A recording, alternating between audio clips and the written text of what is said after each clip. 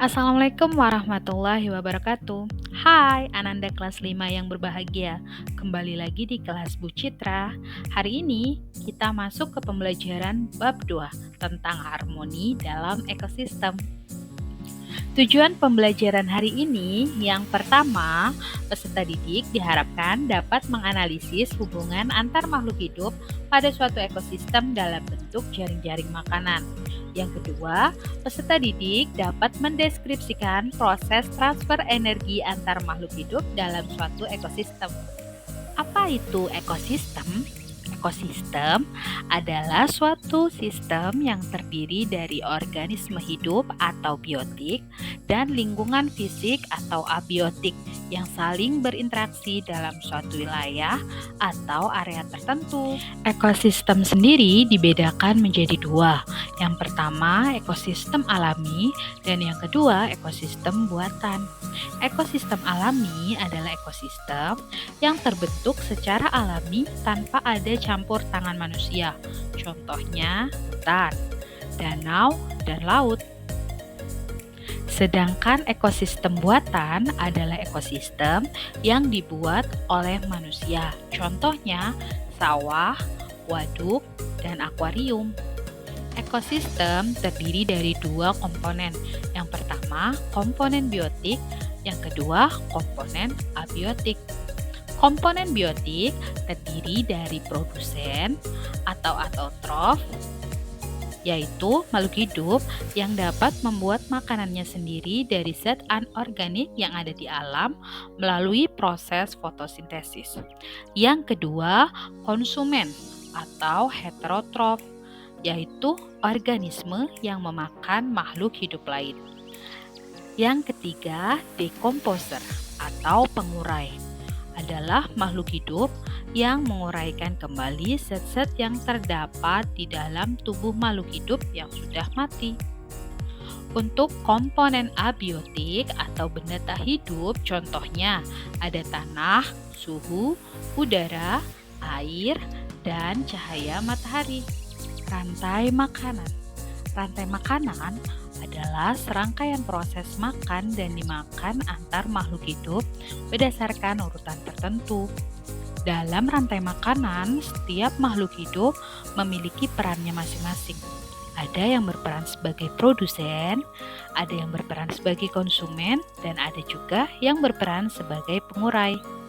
Berikut merupakan contoh rantai makanan yang sering kita jumpai dalam kehidupan sehari-hari.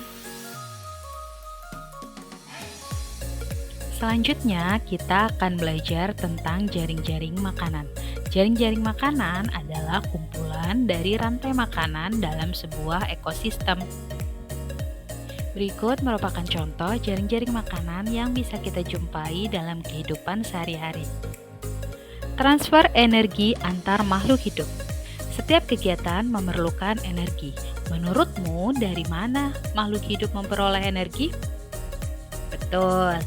Sumber energi bagi organisme adalah energi kimia yang terdapat pada makanan. Makhluk hidup tidak dapat menciptakan energinya sendiri, tetapi hanya mampu memindahkan dan memanfaatkannya untuk beraktivitas. Selanjutnya, kita akan belajar tentang piramida makanan. Piramida makanan atau sering juga disebut dengan piramida ekologi merupakan representasi grafis dari hubungan antara berbagai jenis organisme yang hidup dalam suatu ekosistem di bumi. Setiap tingkatan dalam piramida makanan itu sendiri membentuk susunan yang memiliki tingkat hierarkis yang berbeda-beda berdasarkan siapa yang memangsa siapa. Pergerakan piramida makanan sendiri mengarah ke atas, diawali oleh produsen primer atau autotrof seperti tumbuhan dan alga yang berada di tingkatan paling bawah, diikuti oleh konsumen primer atau pemakan dari tumbuhan tingkat bawah tersebut. Selanjutnya, ada konsumen sekunder yang dimakan oleh konsumen utama dan berlanjut secara. Contoh piramida makanan pada ekosistem sawah. Dalam ekosistem yang seimbang, jumlah produsen harus lebih banyak daripada konsumen tingkat 1. Jumlah konsumen tingkat 2 juga harus lebih banyak dari konsumen tingkat 3. Demikian seterusnya. Lantas, Faktor apa saja sih yang menjadi penyebab ketidakseimbangan ekosistem? Penyebab ketidakseimbangan ekosistem dibagi menjadi dua. Yang pertama, faktor alami. Contohnya, gunung meletus, banjir, tanah longsor, badai, tsunami, dan berbagai fenomena alam yang dapat menyebabkan ketidakseimbangan komponen biotik. Yang kedua, faktor perilaku manusia. Contohnya, pembunuhan hutan, pembakaran hutan yang disengaja, perburuan satwa yang dilindungi, penggunaan pestisida secara berlebih, dan banyak. Berikut beberapa cara yang dapat kita lakukan untuk menjaga keseimbangan ekosistem. Yang pertama, menjaga kelestarian hutan dan melakukan reboisasi atau penghijauan kembali. Yang kedua, mengurangi penggunaan pestisida. Yang ketiga, membuang sampah pada tempatnya.